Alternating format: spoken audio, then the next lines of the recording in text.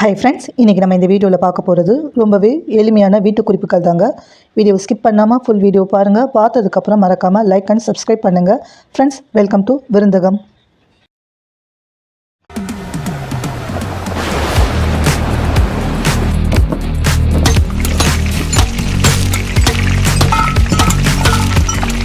Tips number 1. Friends, நம்ம வாங்கக்கூடிய செக்கு கடலை எண்ணெயில் அந்த செக்கு ஸ்மெல் வராமல் இருக்க என்ன பண்ணலான்னு பார்த்தீங்கன்னா, நம்ம வாங்கின உடனே எண்ணெயை பாட்டிலில் ஊற்றி வைப்போம் இல்லைங்களா? அந்த ஊற்றி வச்சதுக்கப்புறம் ஒரு சின்ன கோலி உருண்டை சைஸில் புளி எடுத்து அந்த எண்ணெயில் சேர்த்துக்கிடலாம். இந்த மாதிரி சேர்க்குறதுனால அந்த எண்ணெயில் செக்கு ஸ்மெல் வராது. சிம்பிள் ஐடியா, ட்ரை பண்ணி பாருங்கள்.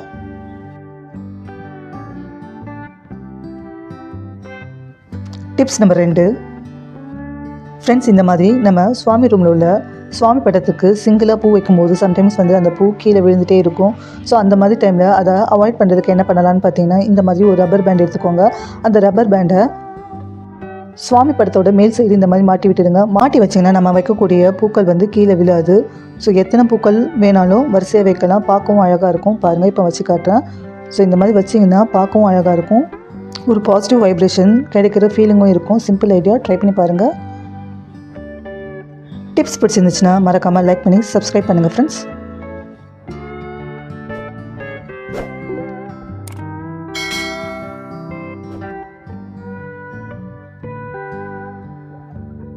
Tips number 3. ஃப்ரெண்ட்ஸ், இந்த மாதிரி ஒரு அகல் விளக்கு எடுத்துக்கிடலாம். உங்ககிட்ட அகல் விளக்கு இல்லைன்னா பிளாஸ்டிக்கு டப்பாவை தவிர்த்த மற்ற டப்பாவை யூஸ் பண்ணிக்கிடலாம். ஸோ இப்போ அது கூட நம்ம வீட்டில் யூஸ் பண்ணக்கூடிய கிராம்பு இருக்குது இல்லைங்களா? அந்த கிராம்பில் ஒரு 4 கிராம்பு இந்த மாதிரி எடுத்து சின்ன சின்னதாக உடச்சி போட்டுக்கிடலாம். அது கூடவே ஒரு பிரியாணி இலையும் எடுத்து இந்த மாதிரி பிச்சு சேர்த்துக்கிடலாம். நம்ம வீட்டில் பூண்டு உரித்து அந்த பூண்டோட தோலை டஸ்ட்பினில் போடுவோம் இல்லைங்களா? அந்த மாதிரி பூண்டு தோலை டஸ்ட்பினில் போடாமல் இந்த மாதிரி கொஞ்சமாக எடுத்துக்கிடலாம். எடுத்து அந்த அகல் விளக்கில் சேர்த்துக்கிடலாம். சேர்த்து இப்போ நம்ம வீட்டில் யூஸ் பண்ணக்கூடிய பச்சை கற்பூரம் இருக்குது இல்லைங்களா? அந்த பச்சை கற்பூரம் 2 எடுத்துக்கிடலாம்.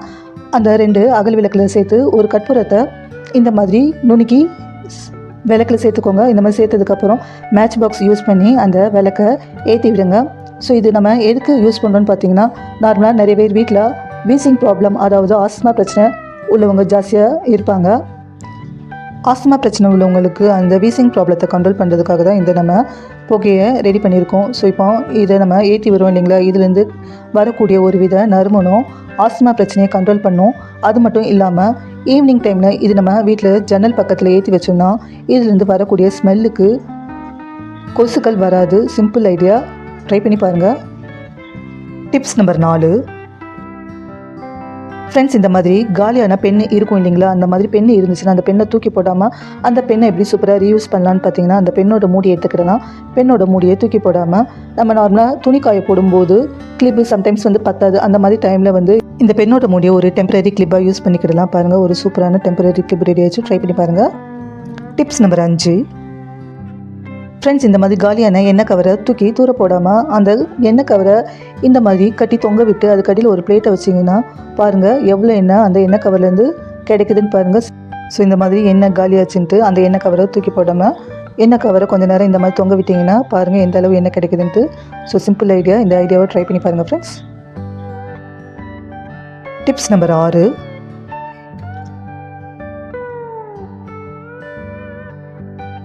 ஃப்ரெண்ட்ஸ், நம்ம மோஸ்ட்லி வறுத்த பட்டாணி கடையில் தான் வாங்குவோம். அந்த மாதிரி வறுத்த பட்டாணி கடையில் வாங்காமல் 10 நிமிஷத்தில் எப்படி சூப்பராக வீட்டிலே ரெடி பண்ணலான்னு பார்த்தீங்கன்னா, அதுக்கு தேவையான முக்கியமான பொருள் என்னென்னு பார்த்தீங்கன்னா, இந்த பச்சை பட்டாணி தாங்க. பச்சை பட்டாணி 1 கப் எடுத்துக்கோங்க. எடுத்து அது கூட 1/4 டீஸ்பூன் மஞ்சத்தூள் சேர்த்துக்கிடலாம்.